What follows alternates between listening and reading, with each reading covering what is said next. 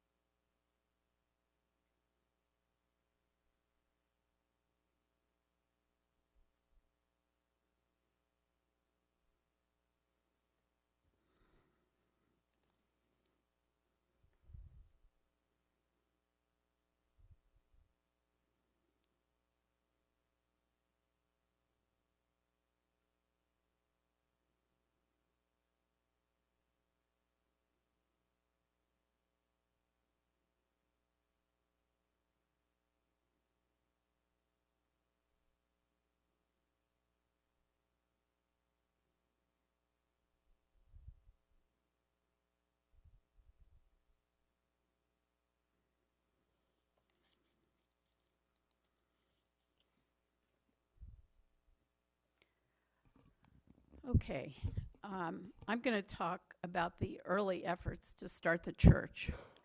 And the first effort was in 1933, and this was during the Great Depression. And a man named Earl Hummer was a member of the Church of the Larger Fellowship. That means he was kind of an at-large member of the American Unitarian Association. A national representative from the Unitarians registered at the Oliver Hotel, and he called Earl and said to come and have a chat with him. He wanted to evaluate the situation to start up a Unitarian church. And so the national Unitarians would send out sort of missionaries. They set up a talk and ran radio spots.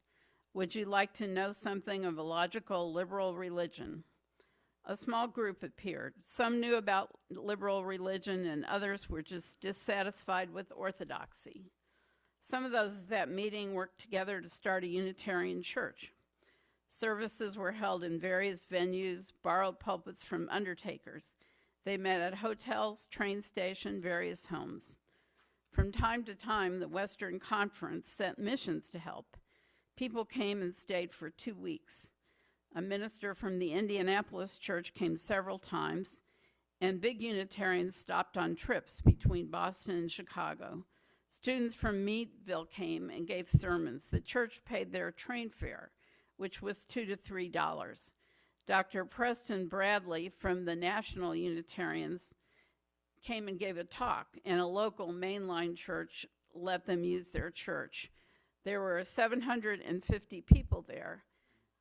They only collected $75, which was very sparse, which was due to the Depression. This was a noble effort that died because of the depression, sickness, and death. People borrowed from insurance policies, doubled up living quarters, pulled in their belts, anything to get along and not get too hungry. Unitarians were no exception to this rule. However, they connected with the big men of Unitarianism. There were beautiful, lasting friendships. They were all better for the efforts. After 4 or 5 years, they gave up and sent $35 to Dr. Bradley's church in Chicago. So that was the first effort that failed. In 1949, a young couple came and started a fellowship. They moved to South Bend. There were no Unitarians here, so they proceeded to do something about it. They met in homes, and the group eventually grew. They get a full-time minister in 1951. They had no church, no guarantee of a living wage for the minister. The threshold to start a church was 50 families. It took 4 months to start the church. Reverend Gade was dynamic, and the church grew. In 1952, they had their 50 families, and the church charter was presented to the congregation. So they had, I think, 4 or 5 national Unitarians there. They had 83 charter members, 50 families. 5 ministers were present. The president of the UUA, a Chicago church, Indianapolis church, and the president of the Western Conference. They needed a place to meet, so the old manse was purchased. An organ was donated by a member. A few anecdotes will illustrate the spirit of the times. The covenant was the same as it is currently, with the last clause to help one another. One member of the church was in a hospital for a final and acute illness. Having no kin in the area and in need of around-the-clock presence, more than 70 women and men of the congregation participated in the 16-hour vigil that was kept at his bedside. The hospital people remarked they'd never seen anything like it. So there's some pictures here. There was an addition to the church, which was built in 1960. You can see the cars, how old they are. Let's see, what else do we have? We have a picture of the potluck. They had those in the old manse, and they combined the living room and dining room, and so they'd have these potlucks. People got very dressed up to go to church then. What's the next picture here? Oh, they had Pete Seeger come and sing, and Odetta. So look how young Pete Seeger looks. I've only seen him with, gray hair and whiskers, so that was something. And they also had Odetta. That's Darlene's talk. So at the charter signing, Earl Hummer said, he was from the 30s effort, "We of the old salute and join to the new. We together are the pioneers. We have arrived. We are a church." So it was a very vibrant time at the church. And now Darlene is going to tell us about the 60s.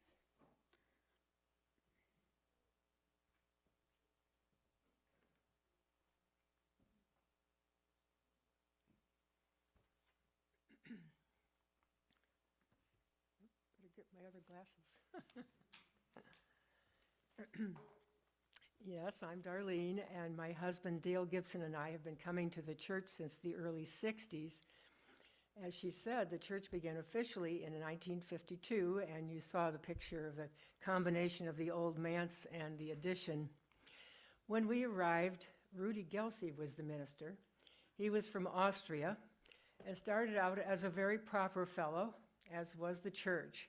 You saw that men wore suits and ties, women wore dresses and hats, I noticed. People dressed up for church.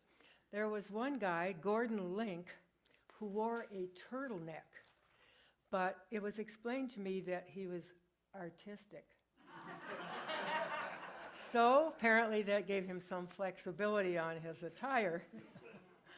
Just before we came, a new building had been attached to the old mansion. It included RE rooms in the basement and a meeting room and kitchen on the main floor.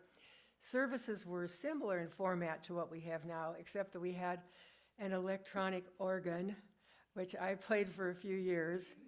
Music was more traditional then. We have a lot more modern sound now.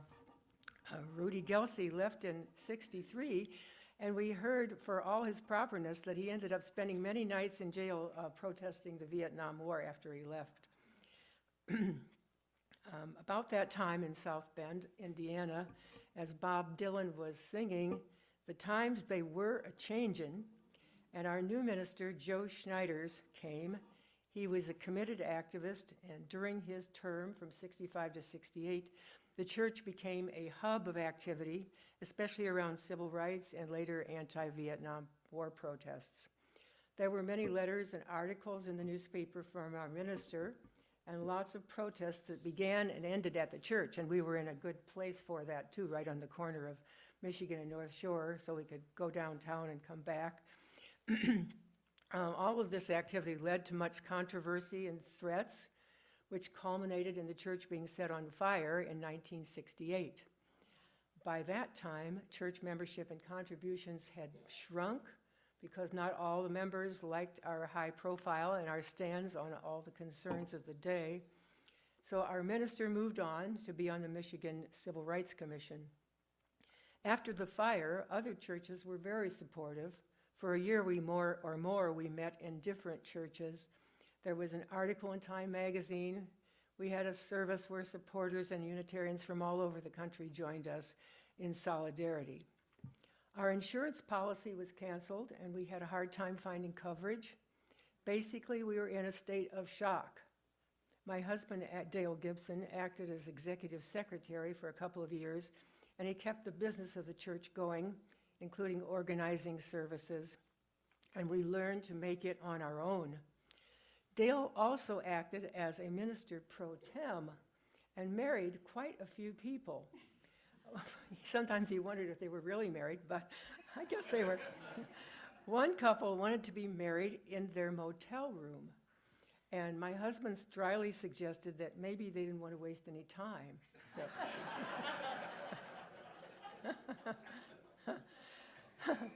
eventually, we had the old mansion taken down. We started looking for a new minister.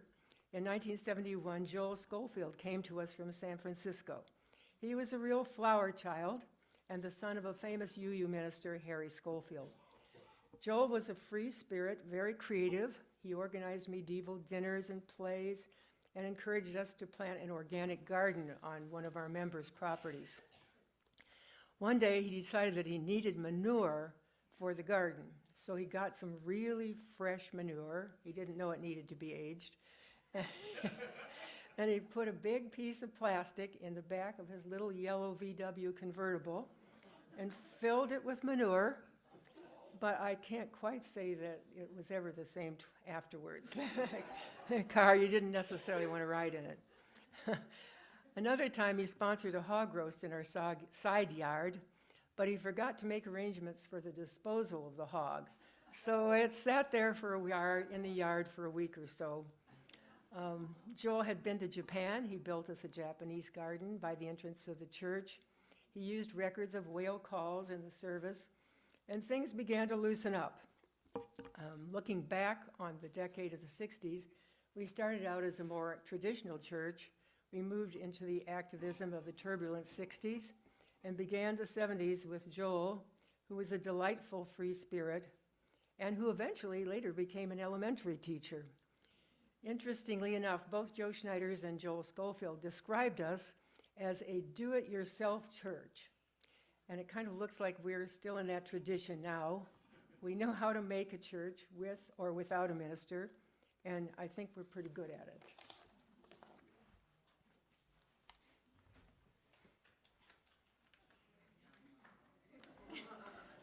I found a few interesting things in the archives. Chuck is going to talk next. But in the interim, 64-65, between Reverend Gelsey and Reverend Schneider, Roland Sylvester was in charge of arranging for services.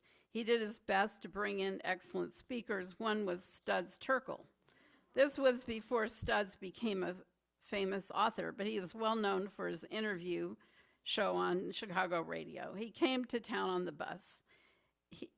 When Rowley offered to take him out to a nice place for breakfast, Studs declined, saying he wanted to stay at the bus station and eat with the people. This was when the bus station wasn't terribly attractive in downtown South Bend. After an interesting service, several of us went to Rowley's house for lunch. One other incident that I recall from the era was my son's introduction. Francisco told me to say this. Introduction to sex education, though it wasn't part of the church school curriculum. The second floor of the old Unitarian house, the Sunday school class, as well as the minister's office. Now, it seemed that the minister liked to subscribe to some rather sexually explicit magazines and had them delivered to the church, possibly to avoid his wife's detection. When he came home following church one Sunday, my son told us that he and his friend had begun looking at pictures in Playboy. I was at least relieved to learn that this wasn't part of the church school curriculum. It seems they would regularly go into the minister's office during coffee hour to view what the minister had been reading, and I can assure you it wasn't the Bible. Now we'll hear from Chuck.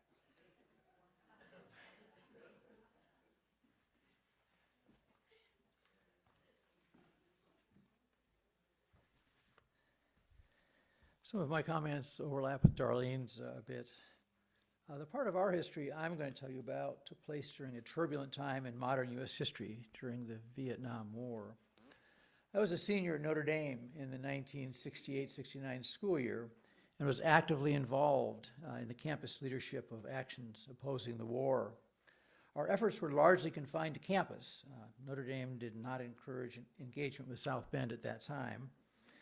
But several of us learned at some point mid-year that there was going to be an anti-war march planned in South Bend. It would begin at the First Unitarian Church, located at Michigan and North Shore, and would proceed downtown to the courthouse. We decided to go. When we arrived at the church, there were a handful of people there we had never met and knew nothing about. But we believed we had a common purpose: to express our condemnation for an unjust war. We were college students in our late teens and early 20s. Everyone else there was older. Apologies, Darlene. As we introduced ourselves, we met fellow marchers from very different backgrounds than ours. Some were church members, but such as Nell and Cy Borda, whom we later learned were members of the Communist Party USA. Now, as radical student organizers, we had been called communists by our critics, but we had never before met any real communists. And they were. And I believe George Beamer, a young lawyer, later become a Superior Court judge, was there. Mary Alice, I believe, was there, and Darlene and Dale. But there was another man there named Herb Luckert. Herb had a short, flat-topped haircut, conventional clothes with nice shoes. He looked to me like a cop, and he scared me a little bit. As students, we had heard several stories about the excesses of local police and their tactics. I didn't know what to make of Herb, but Herb was okay. Herb was okay. He was accepted by the others that we met, and we all marched together, and it was just a few dozen of us, downtown and then back to the church without incident. And that was my first experience with the church building, not church services or anything like that. And so in the next few months, I came back to the church, met more people, including the minister, Joel Schofield, who dressed and looked more like we did on campus, and many others. Joel, by the way, presided at my first wedding in 1972 at the church, outdoors in the garden. These people were all quite different than we were as college students, but they cared about the things that I cared about and were welcoming, friendly, and engaging. So I kept on coming back. This, in my sense, was the church as a river, as Reverend Bird has described it in her sermons in 1969, with its people who are mostly different than those who are here now. But the values and ethics and the compassion that were there when I began this journey back then are still here today in this room, as adapted to current times, but still here. And so am I.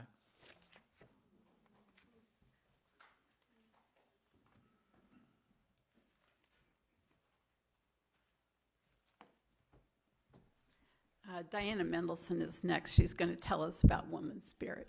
And we have a slide for this, Francisco.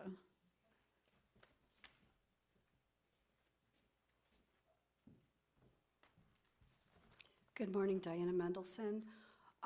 In the little bit of history about women's spirit, I met Molly Moon in the early 80s, and Susan Wycombe married me for the first time. And that was kind of the beginning of the connection of the women in the church. During the next few years, a lot of us joined Unity for Peace, which was a peace group. During those days, the nuclear arms race was happening, so that was a focal point for a lot of the women in the church, peace and justice issues. And then time went by, and then we ended up studying some books. Rise Up and Call Her Name is one of the curriculum that we studied, and Cakes for the Queen of Heaven. So these were curriculum that we studied as a group, and the honoring of women in many religions was noted. And so we decided that we would start traveling to Chicago to Winter Spirits. These Winter Spirit gatherings happened during Super Bowl Sunday or Saturday, whatever day. And so this was a weekend-long way for women to get together, kind of like a la Red Tent style. And so the one year in '99, we traveled to Milwaukee, and Margot Adler was the speaker. There was Mary Hagan, Kathy Platt, myself, Kelly Ray Berry, many, many women. We had over 16 women travel from our church to Milwaukee, Peggy Stevens, and there were 2 vans of us. I remember thinking, this is a long way for me to go, because I had little kids at home, so that was quite the, who's going to take care of the kids and all that good stuff. So during the course of that conference, we decided that we would host, for the first time ever, South Bend, our women would host the next Women's Spirit, so we did. We spent an entire year planning. We had many committees. We traveled to Waterville. There's a camp there, Camp Renora, and we meditated. We saw Luna butterflies. We had incredible experiences during our journey of planning this conference, which was held at Notre Dame. We had several hundred women come, and part of what I was concerned about and the group decided to adopt was a clean water project in the remote village called Toledo in Belize. So about 25 years ago, everyone started drinking bottled water. Remember that? We didn't used to drink all these containers of bottled water. Well, it really hit me how wrong that was, that women in Belize were carrying dirty water on their heads from the creeks to their families. That's not right. We have, all this bottled water. There's something that could be done. So we raised quite a bit of money and did not just do one clean water system, but we did 3. This project was supposed to take a year because of Hurricane Iris. Happened right as we were getting ready to give them the first amount of money. I said, use it on what you need. So it took us a very long time.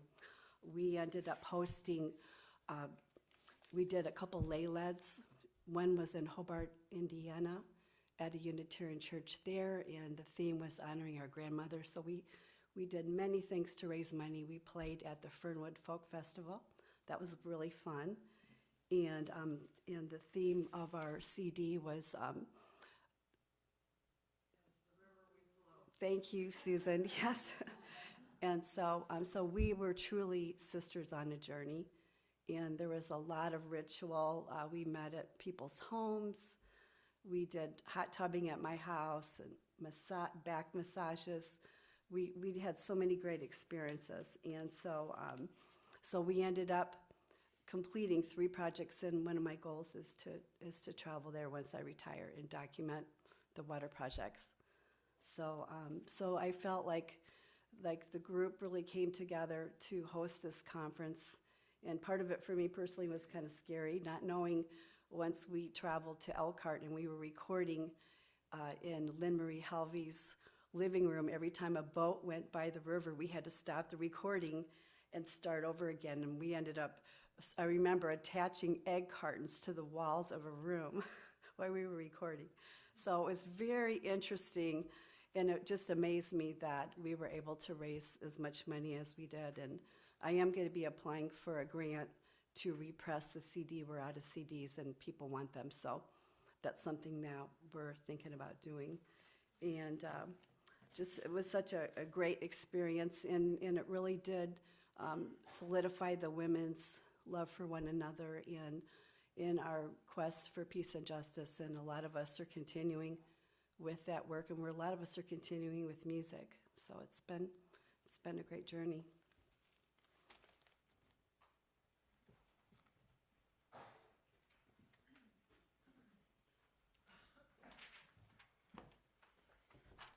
Hello, my name is Eli Williams, and I use she, her pronouns. I was asked by my mom, Anne Mannix, if I would speak about my experience being a teenager in UUSB. I said no. She told me it was not optional. Apparently, even when you are 35 years old, your mother can still force you to do things. So I stand before you, reflecting on my experience of being a teenage girl, because everyone knows being a teenage girl is the happiest time of your life. But in all seriousness, being a teenage girl is hard, especially if you're different, and I was certainly different as a teenage girl. So while high school was not the happiest time of my life, UUSB did make it a bit better. As a teen, I was high achieving in school and always trying to be perfect. Looking back on it, I think the church was one of the few places where I could be a rebel. In fact, it was encouraged. I will tell you about a few of those rebel moments. First, one time we almost lit the church on fire. Our youth group leaders, Brooke and John, were out of town. We decided to meet without them. During the service, we sat in the old teen room on North Shore Drive in the basement of the church. We lit the chalice and decided to write down and share our joys and concerns. Then we thought it would be a good idea to light the little pieces of paper on fire. The fire started getting bigger. Suddenly, the very loud, piercing smoke alarm went off. We all started screaming, "Shit, shit, what do we do?" Someone grabbed a pitcher of water, we got a chair to stand on, and turned the smoke alarm off. Apparently, no one upstairs noticed. Another time, our teen group did the Our Whole Lives, or OWL program. If you don't know about OWL, you should know Unitarian Universalists have developed one of the most comprehensive, well-regarded sexuality education programs in the country. It was a gift to have this education as a young person, and I'm incredibly grateful to my facilitators, Lynn McDonald and Rich Wallace, for changing my life in ways they probably don't fully realize. Mary Beth Dickey, our RE director, asked us to present for the annual RE service on OWL. I told Mary Beth we would do it, but only if no adult could preview our remarks ahead of time. I wrote a skit, which included really inappropriate material and actual conversations from the class in front of all the little kids and all the grown-ups too. We relentlessly mocked Lynn and Rich, including Lynn singing I Am Woman by Helen Reddy in a soliloquy. It was unhinged and really funny. Everyone loved it. I still don't believe nobody thought twice about giving us the stage. I've done a lot of comprehensive sexuality education work in my career, and OWL really gave me my start. I think Unitarian Universalism kept us out of trouble. I'll never forget the meditation retreat our youth group leaders, Brooke and John, led for us. My favorite activity was trance dancing. We took all the tables and chairs out of the sanctuary. They blindfolded all of us and led us in a guided meditation where we imagined ourselves as an animal. I was a lion walking in a field of flowers. After the meditation, John said in a bellowing voice, "Rise, dancer." They played some trippy, epic dance meditation beats, and since we were blindfolded, Brooke and John made sure we didn't bump into each other. The bass was vibrating, and we could truly dance like no one was watching. It felt transcendent. I remember thinking, this is probably what acid feels like. I said that out loud afterwards, and Brooke and John talked about how mindfulness is actually a good way to keep kids off drugs. Like I said, the church kept us out of trouble. One year, our teen group decided to do a service project with Global Citizens Network, an organization that works for the preservation of indigenous cultures. We were helping to build a one-room health clinic in an indigenous village in Mexico. We spent all year raising money for the trip by cooking spaghetti dinners for the church, doing odd jobs, babysitting, whatever USB members would pay for us to do around their house. We were responsible for raising money for the trip, but also the supplies to build the clinic. We went for a week to help build the clinic, experience local culture, and spend time with the children in the village. The trip changed me. I broadened my worldview. I became more aware of my own privilege. I learned about joy and culture. I learned to work hard and be of service. I listened and spoke in a language that was not my own. I found beauty everywhere. We all did. My friends from the church were my home base my senior year of high school. We were off to college in August of 2009, and we knew everything would change. We were a true crew, always together, but suddenly we'd be separated. The church was also about to move buildings. When we came home for winter break, it would all be gone. One night that August, we realized it would be the last night we would all be in town. We thought we needed to be in the teen room. Being rebels, we decided to break into the church late at night to sit in the teen room one last time. One of us knew the code on the keypad. I remember that room so vividly. We lit the chalice, no big fire this time. The floor was this weird teal with black and red paint splattered everywhere. The couches were from Goodwill. We each had our spot, though I don't remember where mine was. But I do remember how during the service, we could hear the adults singing upstairs and the kids playing next door. And there we were, in between. And at this moment, our last night in town, I felt in between again. But I was with people who loved me in a space that felt safe. The church was a good place to be in between. So I am grateful I had this place where I could ask questions, experience freedom, have community, find my voice, and become more myself.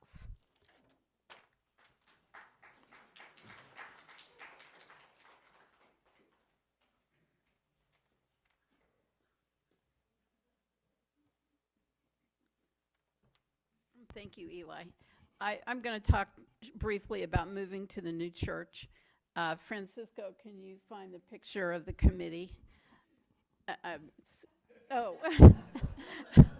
We had a terrible time finding this building, and we looked everywhere. We thought of everything. We thought, should we do new construction? Should we have a modular building, buy an existing building, or share a church with somebody? And it seemed the building, the old church, was modest, to say the least. It had cinder block walls. It had a room maybe 3/4 the size of this room. And it had a small kitchen, office, and a conference room on the first floor. And the kids were in the basement with classrooms. And we kept talking about we need a new church, and a committee would be formed, and then the effort would kind of die out. So Kay Azar was kind enough to appoint this committee. Kathy and Chuck, you can see Bob Schumann in the front. He has since moved to California. And Ali Khrushchev is not around much anymore. So we kept meeting, and we had like theoretical possibilities, and then we went and looked at different buildings. One building, I think I went with Ali, was a church on Ironwood. It was, I don't remember what kind of church it was, but we went in the minister's office, and it had all these animals on the wall. You know, he evidently was a hunter. And then it had a huge mirror and a baptismal font, and we didn't think that would work for us. We looked at some land on Niles that was not really available. We looked at some land on Douglas Road, and that was too big. So we were kind of floundering around and trying to find something. And then one member of our committee said he would buy our old church building. And that was amazing because we had approached Memorial Hospital. They didn't want it. Notre Dame didn't want it. And we thought, who's going to buy this? So there's money on the table. So it's kind of like calling your bluff. Do you really want a new church? Well, get on it, or this is going to go away. So we ended up meeting in Good Shepherd, Montessori for a couple years. And it was Sunday, so they weren't using the building. It got a little tense. They complained because someone left a coffee cup on a table, and it wasn't one of our members that did it, but it got to be a little tiring. So we decided on this building. It needed rehab. I was worried about the rehab and the elevator. We have to maintain the elevator. But we had a member, Brendan Crumlish, who was an architect, and he did the design. And then Gail's daughter's company filled in, and she designed the screens back there. And this was previously a Madison Center office, so they had doctors' offices on each side, and then where the kitchen is was the file cabinets. And that metal thing on the wall was a water fountain.